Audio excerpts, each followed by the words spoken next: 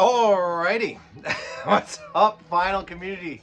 I'm Brian, the Shamrock'n Records, and today we're gonna do the vinyl tag. Let me turn this down a little bit. Yeah. So thank you to everybody that watched my last video, my top 25 finds of 25. I asked if you guys wanted to see me do this video, and overwhelmingly, a lot of people wanted to see it. So I thank you so much. It means the world to me. I don't want to keep yapping here because this is going to be a very long vinyl tag. Thank you to David Atkinson for coming up with these questions. Yeah, let's just dig into Vinyl Tag 2026. This is my second time trying to record this, so hopefully I can do it. I messed it up completely last time. So what is my best vinyl purchase of 2025? Well, like I said, I just did my last video with my favorite finds of 25. So I'm not choosing one of those because I kind of want to show something else. I'm going to show a new purchase. And this is a record that came out in 1994 originally, and it's never been pressed on vinyl until this year. It was one of my most played CDs growing up, my senior year of high school into college. And it's Pete Droge, Necktie Second. This was supposed to come out for Record Store Day, and like a week or two before Record Store Day, they send out this thing saying it's not going to get released. And I was like, you've got to be kidding. This was my #1 want for the April Record Store Day. And they're like, yeah, it's not coming out. I was so excited that this was finally coming out. And then they pulled it right out from underneath me. I was so bummed. But Pete on his Instagram said that he was gonna follow through and get this pressed, and that he was gonna just release it on his own website, on his you know, whatever, on his website. So I bought it through him through Bandcamp. Several months later it finally came out. I think it came out in the summer, in like June or July. But man, this record meant so much to me growing up. I listened to it a ton. I saw him back then on this. If you don't know him, he had a semi-hit song with "If You Don't Love Me, I'll Kill Myself." He's very much like Tom Petty. So if you're a Tom Petty fan, check him out. It reminds me a lot of Tom Petty. And then maybe in like the 2000s, he was in a band called The Thorns with Sean Mullins and Matthew Sweet, which sounded very much like a Crosby, Stills and Nash kind of thing. So really cool record. So glad it finally came out. #2, a favorite live performance that I saw this year. And I'm going to go with singer-songwriter Martin Sexton. Saw Martin in a small club in Portland, Maine, and he did a tour this year where he called it the Abbey Road Tour, and he literally covered all of Abbey Road front to back. And then he came out after that for not an encore, but like a second set, and he did like a bunch of his songs. And he's just from Syracuse, New York. He's just an amazing singer-songwriter. I've seen him a few times now. I just love his voice, very soulful. His voice kind of reminds me of Amos Lee. If you've ever heard of Amos Lee, it reminds me of a similar voice, but I just love this guy. So Martin Sexton, what a great performer he is.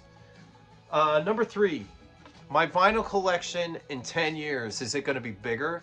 Is it going to be smaller? Or is it going to be about the same? I don't know.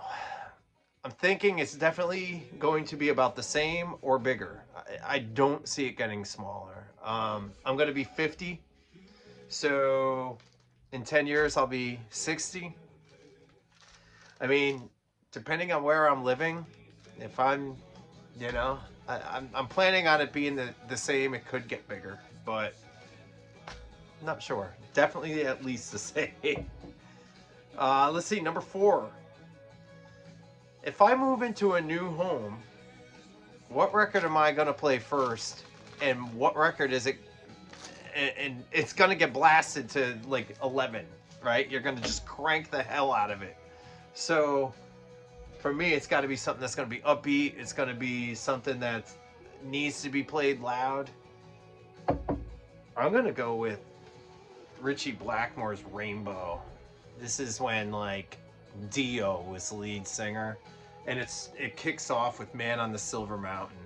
And I mean, this has Catch the Rainbow on it. We're gonna just rock some frickin' Dio in my new house. Let's see here. All right. Number 5. A favorite male and a favorite female singer. Well, if you know me, you know my favorite singer easily is Van Morrison. This is Vita and Fleece. This is, in my opinion, his best vocal. So we're going to go with Vita and Fleece by Van Morrison. It's just unbelievable, his vocal on that record. My favorite female, I don't really have a favorite female. I don't have that one just go to. Like, for many years it was Brandy Carlisle, but the last few years I've kind of not gotten away from her, but I just I still love her voice, but I just haven't listened to her as much. I go back and listen to her early stuff, but her newer stuff hasn't been grabbing me like her earlier stuff was. So I'm gonna go with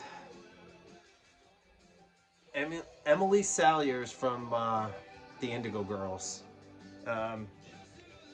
Emily's right here. But I've always loved her voice. I've always loved her songwriting.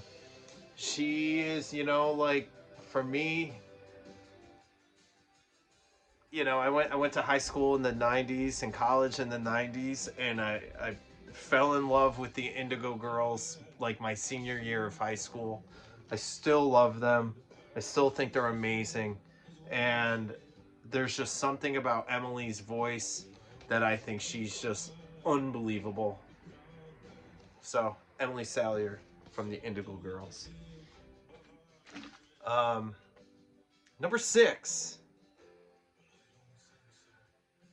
We like to have a little bit of fun here in the VC. So show 3 soul or dance records. Dance tracks, I guess I should say. I love soul. If you watch my channel, you know I love soul and I show soul. But I don't usually show dance, really. I don't have a ton of dance. But I'm going to show 3 dance tracks that I love. And we're going to get the party started with a little Groove is in the Heart. D-Light. A classic.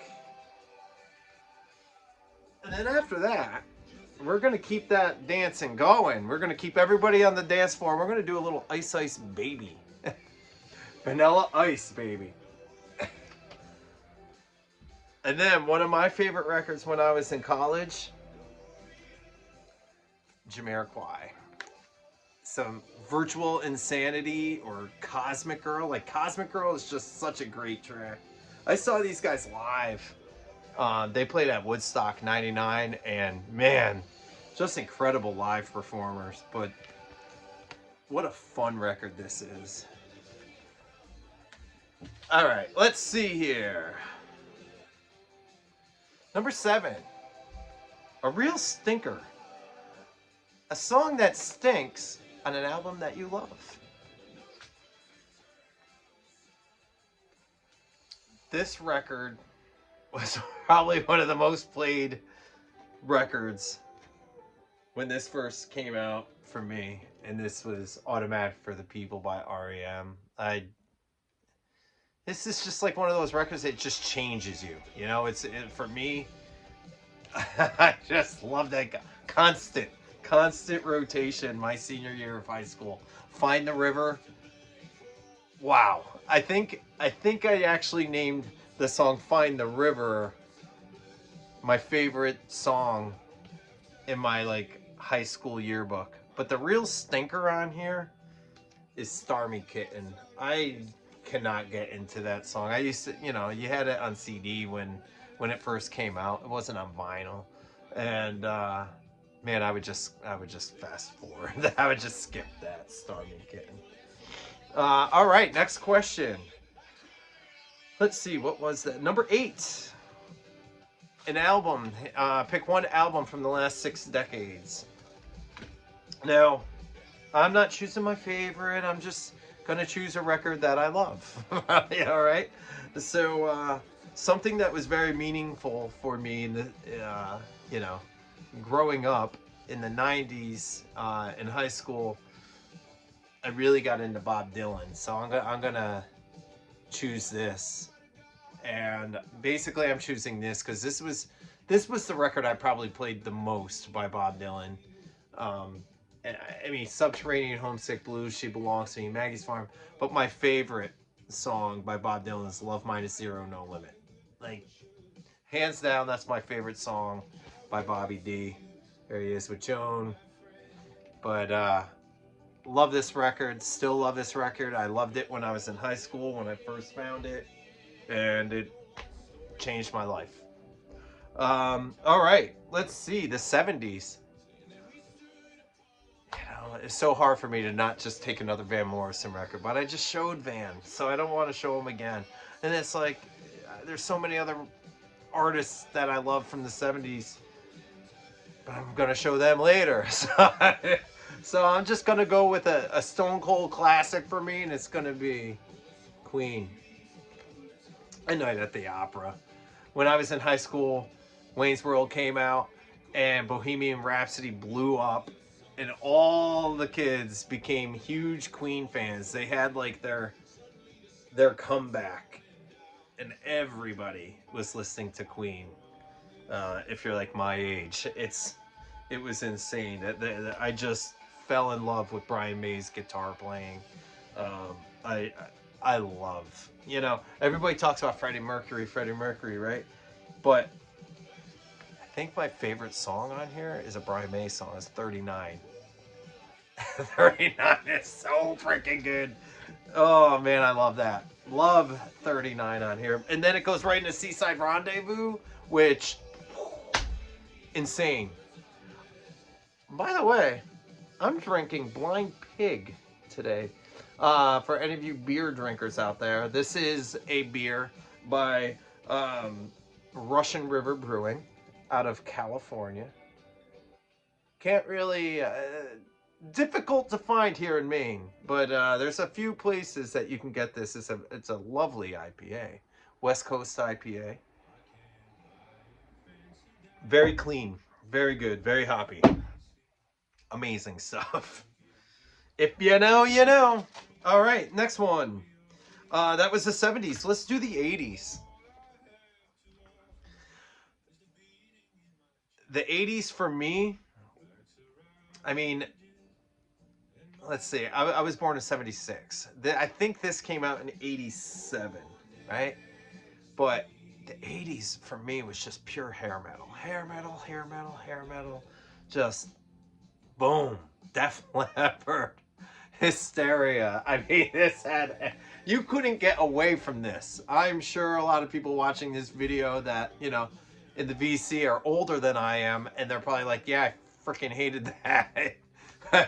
I was like 11 and 12 when this came out, and I couldn't get enough of Def Leppard. I love this record. That's my childhood right there. And then you get into the 90s, and the 90s is when I just fell in love with all different kinds of music, right? Because I'm in college, I'm in high school, I'm in college, and you know, and grunge happened and it killed Def Leppard and it killed all the hair metal, and then alternative music's coming, and then you get like 90s hip hop with all like the jazz influence stuff, and then punk. There was so much like punk going on, because Green Day starts hitting, and then like everybody's getting, all these punk bands start exploding. It was just a great time for music. I'm glad that I lived it. I'm glad I got to see so many shows in the 90s. But to this day, my favorite band is Toad the Wet Sprocket. This thing, man, when I got into, when REM was the band that changed everything for me. REM, when I heard Out of Time by REM, it changed it. But then I found Toad, and Toad was like this other, it reminded me of REM, but they were intelligent and they were young. They were kids, like so young, and I just fell in love with Glenn Phillips' voice. He had like this tenor voice that's just like honey. I just love it, and the vocal, it just spoke to me. It still speaks to me. For me, this is one of my most favorite records of all time. Fear by Toad the Wet Sprocket. And then the 2000s. So I graduate college and I move out to Boston. I'm from New York, and I moved to Boston. And one of the bands that, when I was in college, I really started getting into this band, Guster. And then once I moved out to Boston, Guster was formed in Boston. And I just really got into this band even more, and I could not stop listening to Guster. This originally came out, this is an original press from 2003. I mean, they even had like the song Homecoming King, which talks about Massachusetts, and it's jammy, poppy. I don't want to say Beach Boys, but it's kind of has that Beach Boys kind of feel, but it's just it's jammy. I don't know. They're just the harmonies, everything about them just spoke to me. They were catchy. I could not stop listening to Guster. Guster and Dispatch were my two bands. I couldn't stop. I was obsessed with Guster and Dispatch. Still love them. I love both of those bands. All right, 2010s. I mean, at the late 2000s, I really got into Avett Brothers and Old Crow Medicine Show, and I really started getting more into like bluegrass and stuff. But I feel like I show that stuff a lot, and I feel like I never show this band. And this band, this particular record is mind-blowing. This is The King is Dead by the Decemberists. This was produced by Peter Buck from REM. Peter Buck also plays guitar on this. Gillian Welch plays all over this record. I saw them on this tour. I met them on this tour. I was managing one of the Bull Moose locations at the time, and I got to, we did an in-store with the Decemberists on this tour, so I ended up meeting, Colin Malloy and Sarah Watkins toured with them from Nickel Creek. Gillian Welch couldn't tour with them, so Sarah Watkins did, so I got to meet Sarah. But what an outstanding record this is. And I mean, there's even on one of the songs, oh God, what song is it? Is it Don't Carry It All? One of the songs, they just do a breakdown of, they go into like the Irish Raggle Taggle Gypsy. All of a sudden they just start playing Raggle Taggle Gypsy. And it's like, whoa, what the I love my Irish stuff, so but if you're an REM fan, you got to check it out, because some of this really sounds like REM with Peter Buck on it. It's an unbelievable record. All right, number 9. Let's pick this up now. I knew that one was going to be long. You get to spend a day with an artist. Who you want to hang out with, and what are you going to do? I mean, you can go to the beach, you can go for a hike. Well, I want to hang out with Alan Doyle.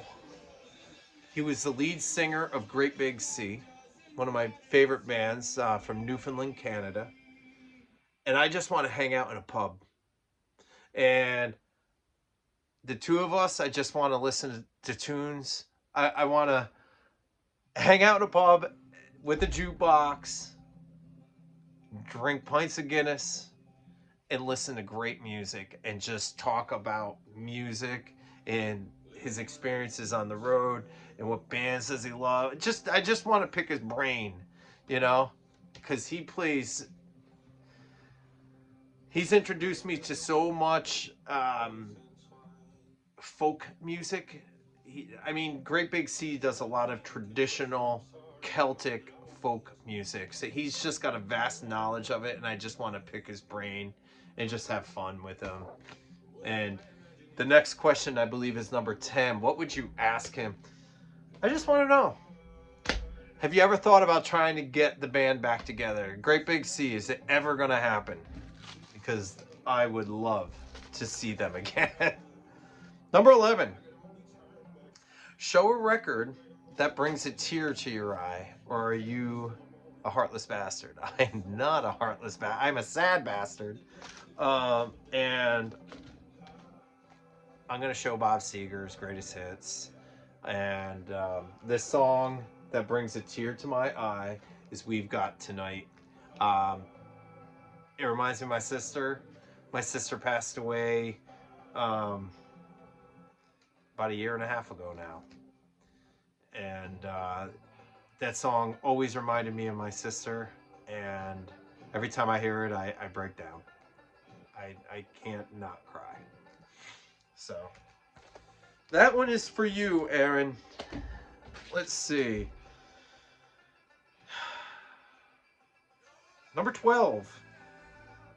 3 albums from artists that you've tried to love, but you just can't do it. You can't get into these artists. Well, I've tried, but Steely Dan is not for me. I do like this record. At least there's songs on this record that I like, and that's why I've kept this in my collection. But I'm not a Steely Dan guy. I just don't like them. I've tried. I've listened to Asia. I've listened to several different Steely Dan records. I understand the musicianship and I get it, but it's not for me. But I do kind of like some of the songs on here. Number 2, Brian Eno. I love this record. I think this record's great. This is with David Byrne from the Talking Heads. I think this is awesome. I have a stack of Eno records because when I see them, I buy them because I know they're hard to get. I'll be honest. I'm like, shit, that's supposed to be a really good record. I'm going to buy it. I get them, Chad. I'm not paying up for them. But if I see an Eno record at a good price, I buy it because you never see them. And I just feel like I'm supposed to like them.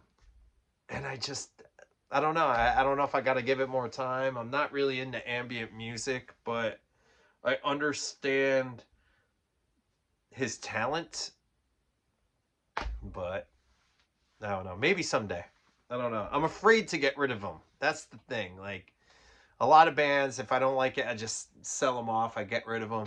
Eno's one of those people. I'm like, one of these days I'm going to get into Eno. I know it. I don't want to get rid of all of them because they're hard to get.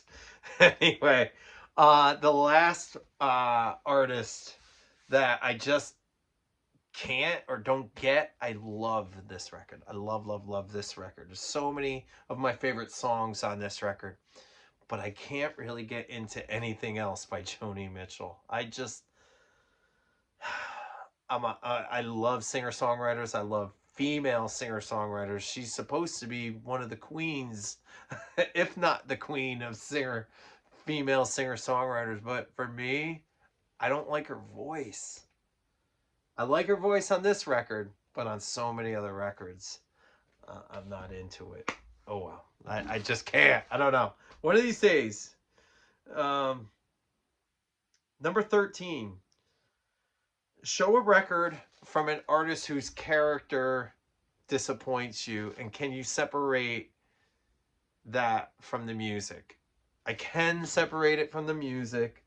Uh, Ike Turner, man. What a son of a... What an asshole. Ike Turner, man. What a cokehead that beat Tina. I mean, what an asshole. But, man, these records are great. Ike and Tina records are awesome.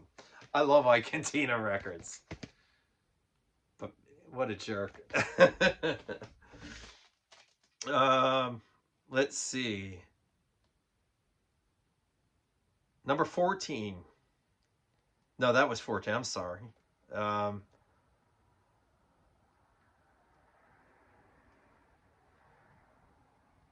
no, 14. If I had to sell all my records and my turntable, what record do I keep as a keepsake? I'm going to keep this record. This is Sticky Fingers by the Rolling Stones. I'm keeping it because this is probably the record that most intrigued me as a child. My mom and dad had this record. The zipper on the record I thought was just the freaking coolest thing. This record was always out at my mom and dad's house.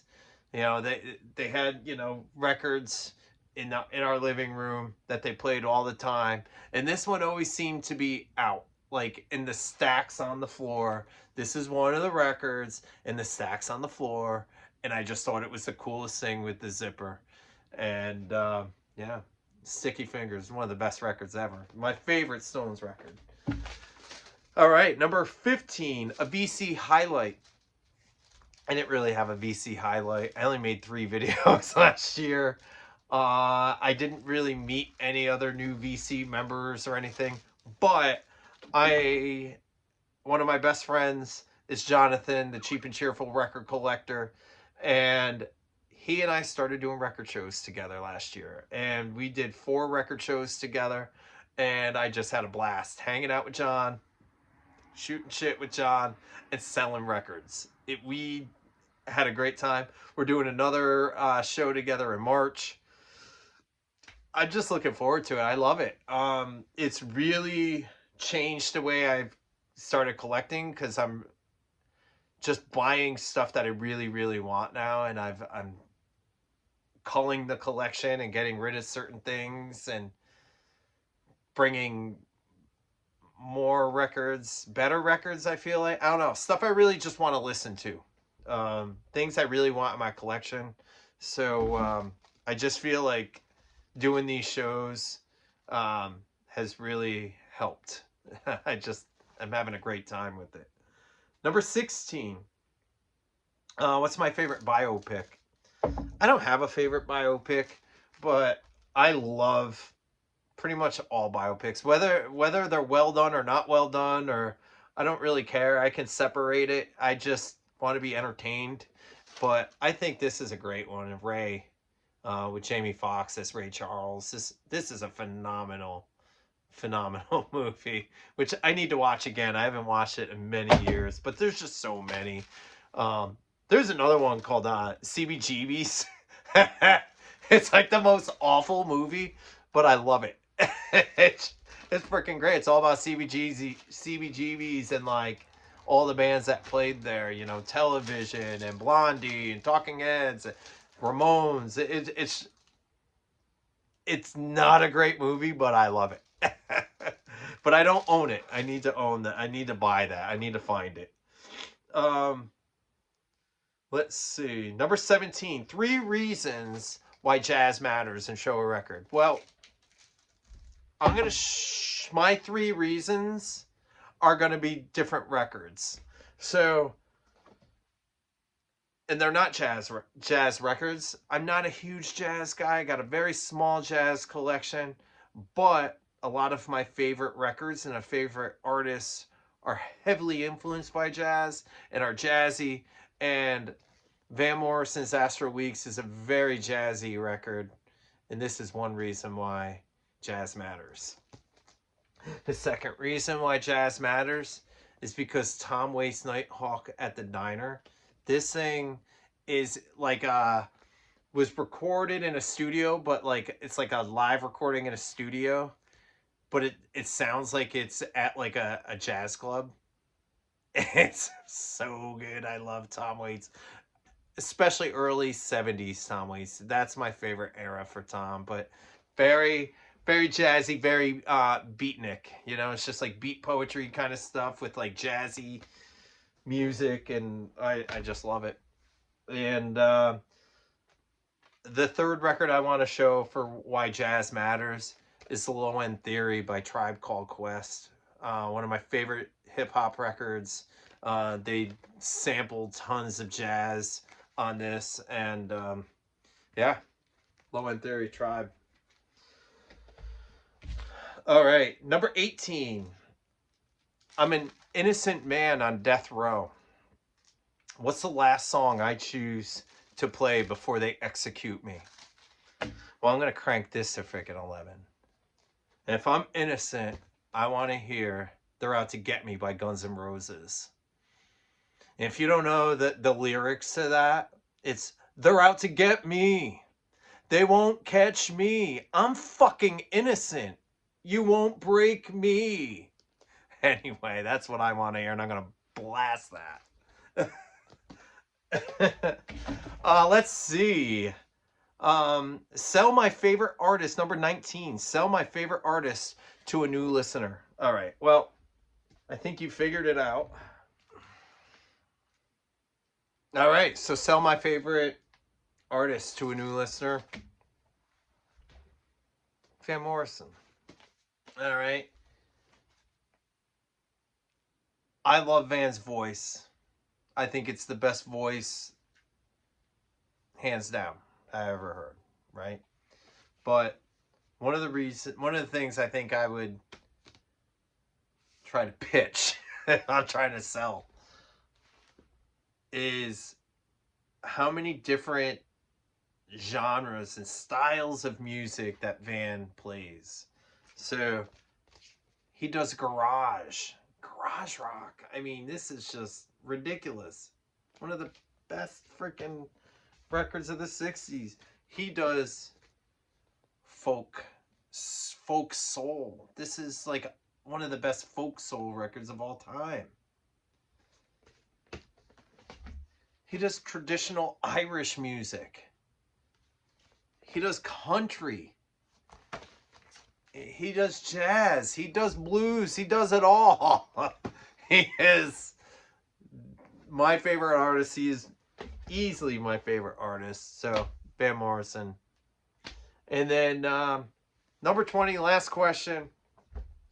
You're arranging a VC meetup and with 3 VC members that you've never met. Who are they? People that you haven't met before.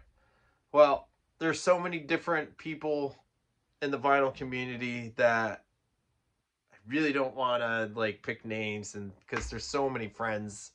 You know, I really want to get out to the Carolinas and hang out with several people in the Carolinas.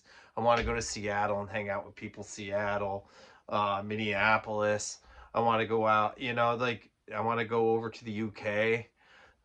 There's just so many. I want to go out to the party in Buffalo, you know. But for the 3 that I'm going to choose, I'm going to choose 3 channels that were there before I started. I started this channel. My very first video was 2017 Vinyl Tag. And some of the channels that influenced me to make me want to start making videos was a guy named Steve. Flipside CT. He was the very first VC channel I ever watched. He made amazing videos, introduced me to cool stuff. His big thing is the turn on, right? He wants to turn people on, and he wants to get turned on.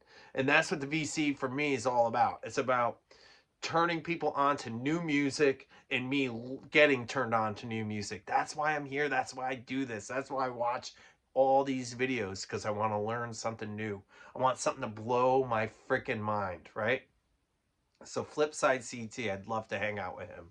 Another guy, I believe he's also in Connecticut. His name is Bill, and his channel name was Helmet Diggy. and he was the coolest freaking guy in the VC. I love Bill. I wish that guy still made videos. I miss him. He showed the greatest stuff. He was hilarious. And I just wanted to hang out with him, have a beer, and go digging. Like, he was the man. And the third person that I'm going to choose, he's like the grandfather of the fucking vinyl community. That's Boston Rob. Paniques. Rob Paniques, baby. The kindest, nicest person, the most supportive person. He would always write and still comments on my videos, and they're just from the heart. They're sweet. He is one of the kindest humans on the planet, and I love that man. I want to meet him and hang out with Paniques and go digging. But yeah, so those are three, and there's just so many people I want to meet. But hopefully this year I will. Right. So thanks for watching. Thanks for all the subs, and cheers.